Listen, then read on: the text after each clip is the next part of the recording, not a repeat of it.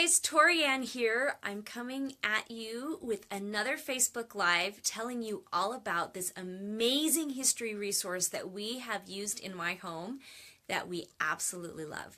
It's a book. Today I'm going to tell you about a book that is kind of a mix between Where's Waldo and, just this sort of awesome moments in history. And what I love about this book is I first picked up this book when my oldest kid was about 6 years old, and now she's 16, and so my youngest is 10 now. They still love looking at this book. So I figure this is one of those resources that's worth having in your home because it's going to get a lot of play value. Okay, so what is this amazing Where's Waldo meets awesome moment in history? Well, it's called A Street Through Time. And I'm going to show you the cover, even though I know it's a Facebook Live, so it's going to be kind of backwards, but that's okay. So we've got A Street Through Time, and it says A 1,200-Year Walk Through History. And it's a DK book.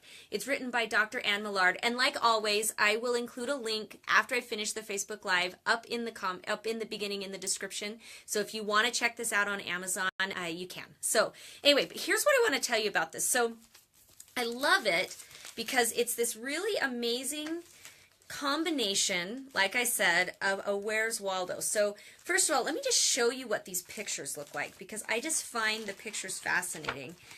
Here's an example of a picture of a medieval town. And I know, I figure backwards you guys can handle this. So do you see that? Do you see how detail-oriented these pictures are? I am just going to go right through here, just like this, and let you see how these pictures are just super fascinating. Detailed, lots, like look in that house. It shows what a house looks like in a medieval town, all the different features. So there's just so many different little tiny things to see in every single one of these pictures. So just making my way all the way past that. Then what's really cool is up around the edge, you see up around here, it tells you little things to look for in the pictures. So for example, rich citizens can afford to have expensive glass in their windows and an indoor toilet of a sort. And then you go find the little guy. I didn't intentionally pick the one that's about toilets in medieval bathroom. That's like super funny.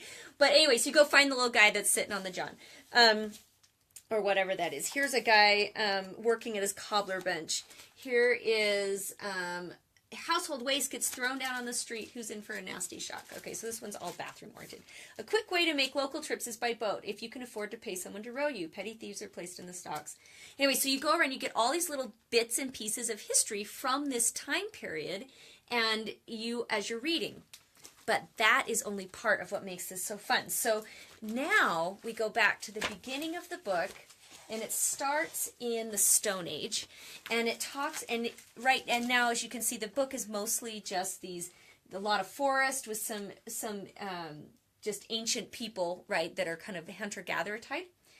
But as you go through the book, it's the same location over and over. So now we're at First Farmers 2000 BC, same location, and they've got this stone circle here in the background. And now they've built huts and things like that.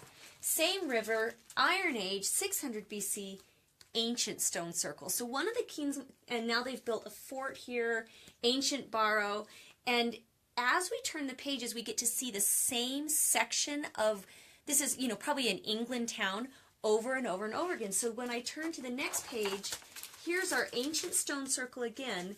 The fort has changed, and now we have Roman times, and so we have all of these amazing amphitheater, lots of Roman vehicles. But then you move to the invaders, AD 600.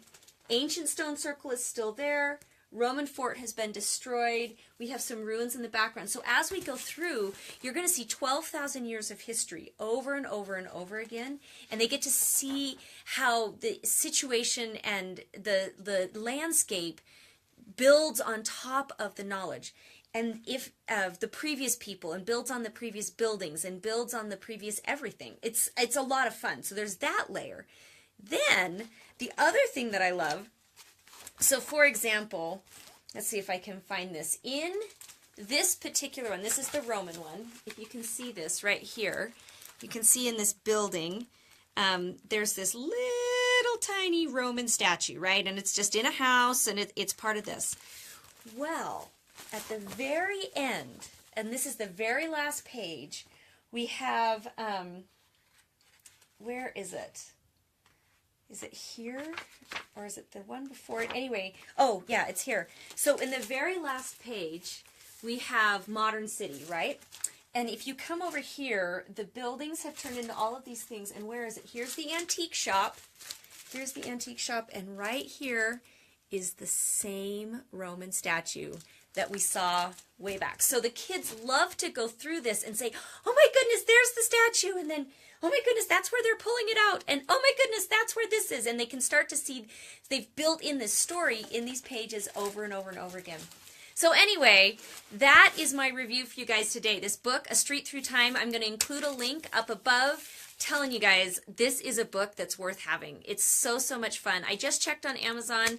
Depending on when you're watching this video, there are several copies of this version of the book used. It's this long, oblong, you know, it's really long this way. And it looks like DK has actually come up with an updated version of the book that's a little squarer. And I can tell you that I can see the value of having the book be a different shape, as much as I love this long format, because it is a little tricky to store on a shelf. I will say that it is sometimes worth getting the new. So you can either buy it new or you can go ahead and get it used. And just want to tell you guys, I love having these kinds of resources in my home. They make such a difference. They make history come alive. They make reading time so much fun. So that's my recommendation. From my homeschool to your homeschool, I'm Tori Ann Perky.